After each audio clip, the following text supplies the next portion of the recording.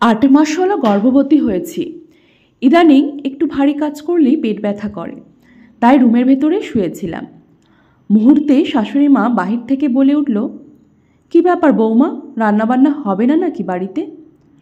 মা, পেটটা ভীষণ ব্যথা করছে, যদি কষ্ট করে আজকে আপনি একটু রান্না করতেন খুবই ভালো হতো।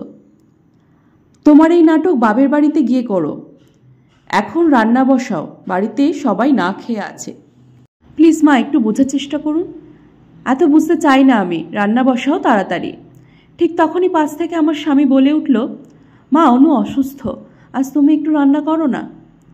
বউ তাবিজ করেছে নাকি? হ্যাঁ, মায়ের কষ্ট চোখে পড়ে না? বউয়ের একটু কষ্ট হলেই চোখে পড়ে?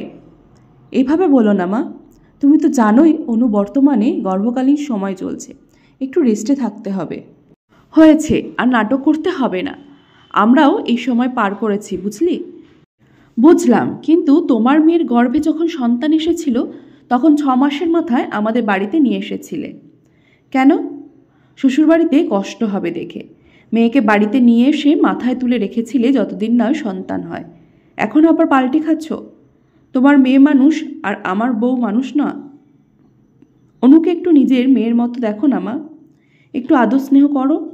পাশ থেকে অনু বলে উঠল, হাসি প্লিজ চুপ করো, মায়ের সঙ্গে কেউ এভাবে কথা বলে?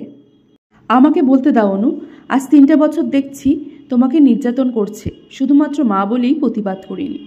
প্লিজ চুপ করো, উনি কষ্ট পাচ্ছেন তোমার কথায়।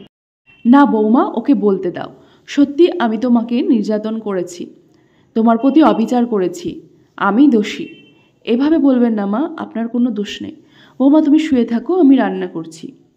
মা দুজনেই রান্না করেই চলেন। না তুমি শুয়ে থাকো, না হলে আমার নাতির কষ্ট হবে যে।